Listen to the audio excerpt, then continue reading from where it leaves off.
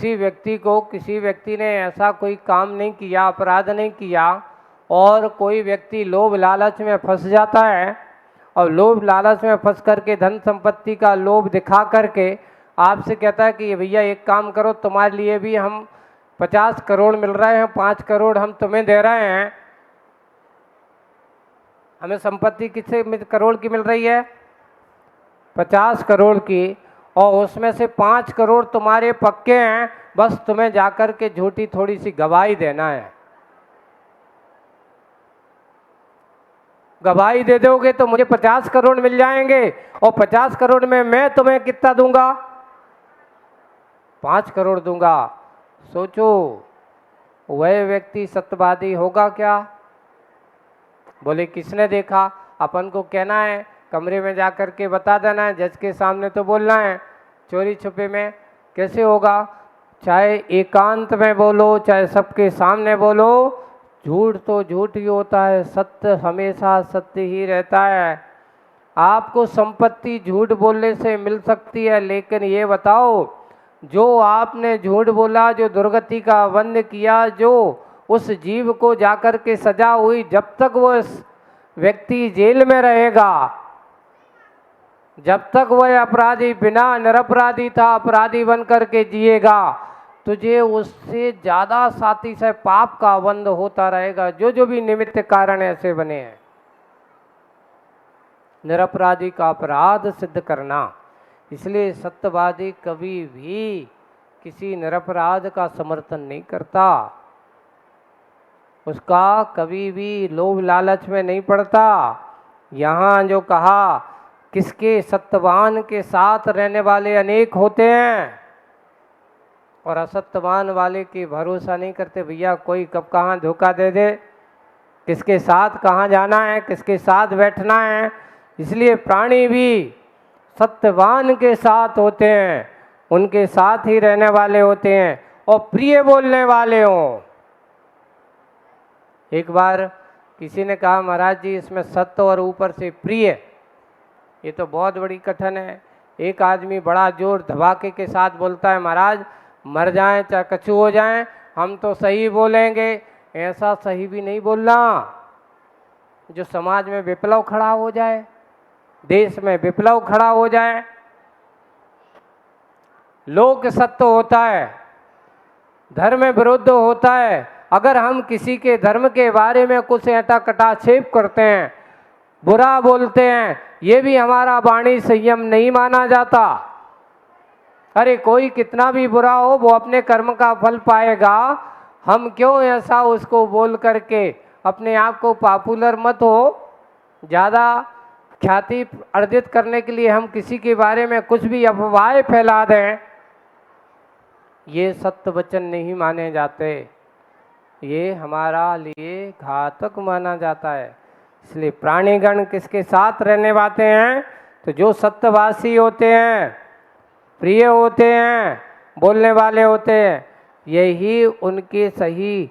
तो हमें क्या बनना चाहिए? सत्यवादी जग में सुखी। पढ़ते ना, इस जग में, इस लोक में अगर कोई सुखी रहता है तो सत्यवादी ही रहता है, असत्यवादी कभी सुखी नहीं रह सकता। यहाँ उसके साथ प्रिय बोलो, कभी अपशब्द मत बोलो, कभी गाली मत दो। गाली देना अच्छी बात है कि बुरी बात है?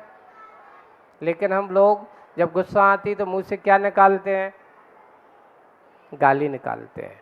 ये हमारे लिए पाप है। देखो, जो व्यक्ति गाली देता है उसके लिए दुस्सुर नाम कर्म का बंध होता है। कौन सा?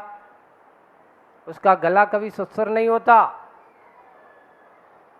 उससे कभी गाने की बात कहोगे तो वो कभी भी गाने वाले लायक, पहली बात तो अगले भाव में जाकर के उसको आवाज़ ही नहीं मिलती। कहीं नगोदिया की पर्याय में चले जाओगे, कहीं चींटी बन करके घूमते फिरते रहोगे। इसलिए कभी भी गाली गलौज तो करना ही नहीं चाहिए।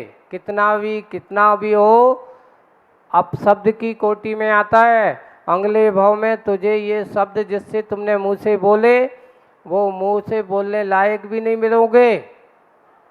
इसलिए कभी किसी को गाली देना समझ लेना अपने अंदर के पाप के बोझ को बढ़ाना और अगले भाव में जाकर के गधा जैसी पर्याय को प्राप्त करना। गधा कैसे बोलता बताओ? ढेंचू, है ना? उसकी आवाज़ कोई सुनना पसंद करता है?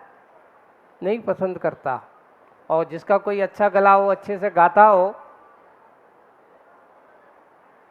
उसके लिए सब कोई पसंद करते। ये बताओ, कोयल की आवाज़ सब कोई पसंद करता, कौवे की आवाज़ क्यों नहीं पसंद करते? दोनों एक से होते हैं, दोनों काले होते हैं, पर दोनों काले होकर के दोनों की आवाज़ में अंतर बहुत है। कौआ की प्रशंसा अगर कोई कौआ बोले तो लोग पत्थर मार करके क्या करते हैं उसको, अरे जी आ गया सुबह सुबह से। आदमी के घरों पर कहना चाहिए विघ्न डाल लें। कौए की आवाज़ के लिए कहा गया, अगर आप कहीं यात्रा कर रहे हो और अगर विपरीत दिशा में कौआ बोल रहा हो तो कभी यात्रा मत करना। मान लो आपको पूरब में जाना है और कौए अगर तुम पश्चिम दिशा में मिलकर के आवाज़ कर रहा हो तो समझ लेना तेरी यात्रा में गड़बड़ होने वाला है। ये सगुन लक्षण बताए हैं। और सुनो, अगर यात्रा कर रहे हो और कोयल की आवाज़ सुनाई दे, समझ लेना तुम्हारी यात्रा मंगलमय होने वाली है। गर्मी का समय हो, ऐसा निमित्त मिलता है, ये कहा गया है। इसलिए ये संकेत इस प्रकार का यहाँ पर निमित्त नैमित्तिक संबंध बताए जाते हैं। इसलिए आवाज़ का भी, वाणी का भी एक संयम है। मान लो आप कहीं जा रहे हो और कहीं से ऐसे लड़ाई झगड़े से भरे भरे अपशब्द बोलता हुआ कोई आवाज़ सुनाई दे, मान लो कोई व्यक्ति पीट रहा हो, कोई रो रहा हो, भांड शब्द सुनाई दे, तो वो यात्रा संपन्न होने वाली अच्छी नहीं है। इसलिए मंगल गीतों को गाने के लिए कहा, जब भी कोई जाए, किसी का आगमन करो तो ऐसे अच्छे मंगलमय यात्रा, मंगलमय शब्द होना चाहिए, बधाई गीत होना चाहिए। ऐसा नहीं कि रोना धोना चालू कर दे, तुम्हारा ऐसा हो कि मंगल यात्रा सबरी अमंगल कर दो। इसलिए किसी को भी प्रिय शब्द होना, प्रिय भाषणीय होना चाहिए, अच्छे शब्द बोलो। विनीतस्य, विनीत पुरुष के कौन क्या होता है? जो विनयवान होता है। दृष्टादृष्ट लाभाय, दृष्ट और दृष्ट लाभ के लिए कहाँ रहना चाहिए? युस्था तव्यम, कहाँ रहना चाहिए? न्याये पथि। विनीत कितने शब्द दे रहे हैं? विनीत पुरुषों के लिए और दृष्ट और अदृष्ट लाभ के लिए। जो विनीत है, दृष्ट यानी जो सामने दिख रहा है, अदृष्ट यानी जो नहीं अभी नहीं दिख रहा, भविष्य में ऐसा होगा, उसके ऐसा परिणाम अपन कहते हैं अगर ऐसा करें तो इसका परिणाम क्या होगा, भविष्य में इसका दुष्परिणाम देखने को मिलेगा। दृष्ट और अदृष्ट के लाभ के लिए कहाँ स्थित रहना चाहिए? तो उत्तर है न्याय पथि, न्याय मार्ग पर। मैं कभी ऐसा अन्याय का समर्थन नहीं करूँगा, न्याय मार्ग का ही समर्थन करूँगा और न्याय मार्ग पर ही चल करके अपना धर्म का पालन करूँगा। तो इस प्रकार आज के ये दो प्रश्न यहाँ कहे। अगला एक कार्य का और करते हैं अपन। विद्युत विलसित चपलम, 74 पर है। विद्युत विलसित चपलम किम दुर्जनम संगतम युवतयश्च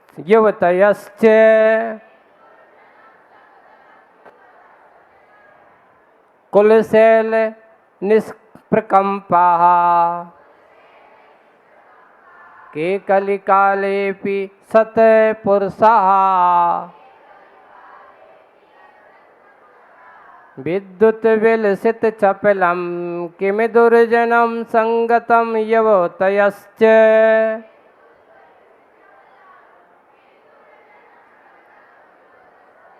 कुलशैल निष्प्रकम्प के कलिकालेऽपि सत्पुरुषाः।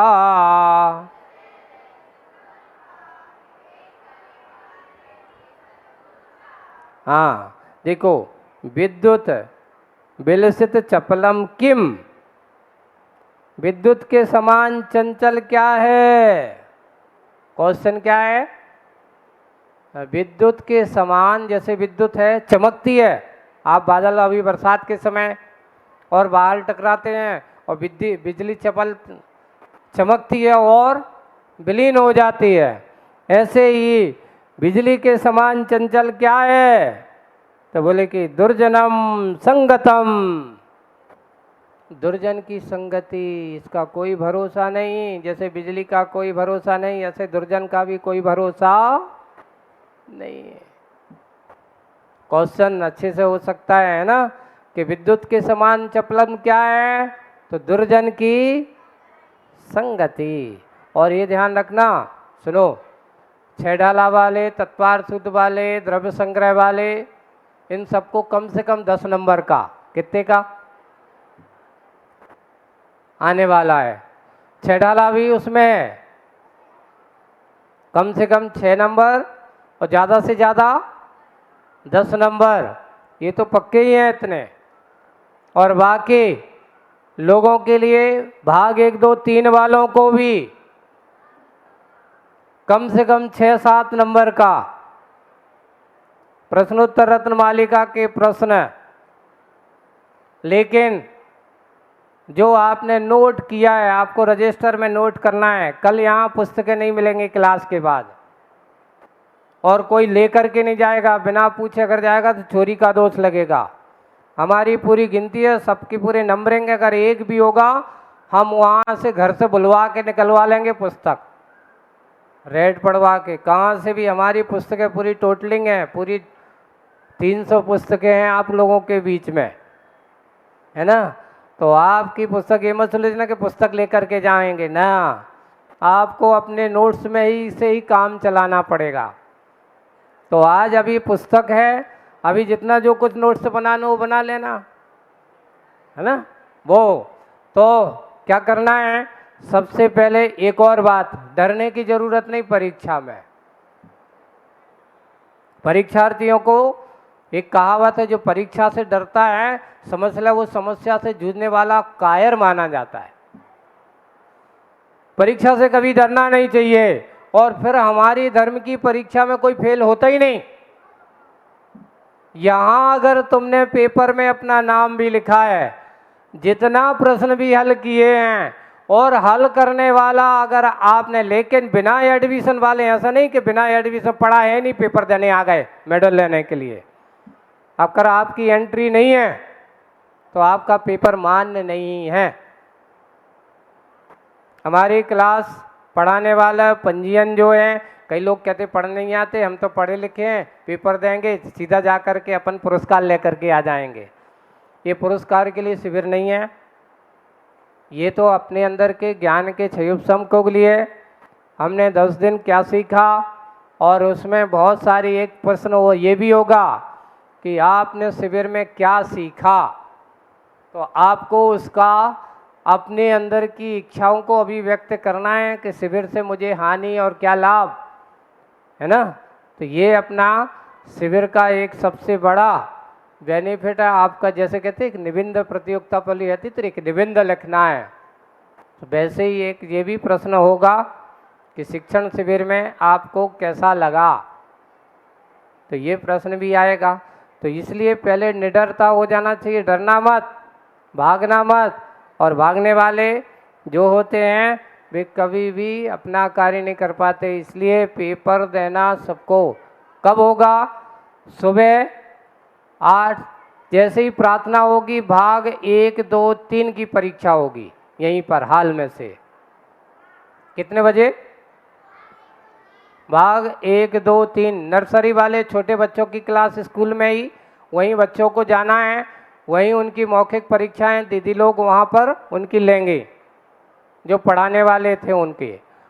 अब दूसरा, इसके बाद ठीक 7:45 बजे तक, यानी 7:45 बजे से अपनी क्लास चालू होती थी, तो 3 भाग के पेपर होंगे। 7:45 बजे क्लास पूरी हो जाएगी, पेपर जमा हो जाएगा। उसके बाद आप लोगों छह ढाला वालों आज की क्लास होगी, यहाँ से छोटे बच्चों की छूट करके उनकी स्वल्पाहार की व्यवस्था उस दिन बाद में रखी है, उस दिन नहीं है। जब दोनों परीक्षा हो जाएंगी, अभिषेक पूजन होगा और उसके बाद प्रवचन होगा, प्रवचन के बाद फिर स्वल्पाहार की व्यवस्था होगी, यानी 9:30 बजे के बाद परीक्षा के दिन चलेगा। पहले से अपने से एनर्जी बना के आना है ना,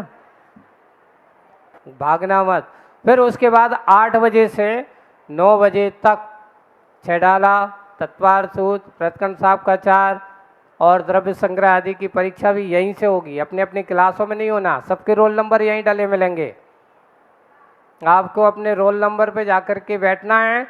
सबको अपना क्या लेकर के आना है, जो पहले अपन पेपर देने आते थे ना, तो पेपर का पटिया या पेपर या जो कुछ भी है पुट्ठा, यहाँ पर कुछ भी उपलब्ध नहीं है। यहाँ से समिति कुछ नहीं देगा। आप कहोगे कि हमारे पास पेपर लिखने नहीं है, तो 5-10 रुपये की जितने की भी आती हो, 20 रुपये की आती हो, बुलवा लेना बाजार से, स्टेशनरी वालों के पास से, क्योंकि थोड़ा सा खर्च तो आपको करना पड़ेगा, है ना। तो ये पेपर देने के लिए आपको ये अपनी चीज़ें आवश्यक, पेन आपको जो मिला है तैयार कर लेना। हो सकता खाली ना हो गया हो तो एक नया पेन और आपके पास नहीं हो तो मांग लेना, आपको मिल जाएगा, ठीक है। तो इस प्रकार यहाँ विद्युत सम चपलम किम दुर्जनम संगतस्य, दुर्जन की क्या संगति। कुल शैल निष्कंपम के कहते हैं युवा दुर्जन की संगति तथा युवतया स्त्रियों के कलिकाल अपी, कलिकाल में कुलशैल निष्कंप कुलाचल पर्वत के समान निश्चल कौन है, तथा युवतयस्य करता युवतियों से इस कलिकाल में कुलशैल के समान, कुलशैल यानी सुमेरु पर्वत के समान, कुलशैल यानी पर्वत के समान निष्कंप कौन है, तो कहा निश्चल कौन है, सज्जन पुरुषाहा। कौन पुरुष, सज्जन पुरुष, जो कभी भी ऐसे युवतियों के कटाक्ष आदि के द्वारा कभी विचलित नहीं होते, निष्कंप हुआ करते हैं। ऐसे निष्कंप स्वभाव वाले जो होते हैं। कल यहाँ पर अपन इस प्रश्नोत्तर रत्नमालिका की क्लास पूरी होगी प्रातःकाली। अपनी जो समय कल 16 तारीख है, 17 तारीख को अपना परीक्षा का समय, निर्धारित समय सभी को आना है। आज का क्लास यहीं पर पूरा होता है। अपन जिनवाणी स्तुति करने के लिए खड़े हो जाते हैं। बोलो शासन नायक भगवान महावीर स्वामी की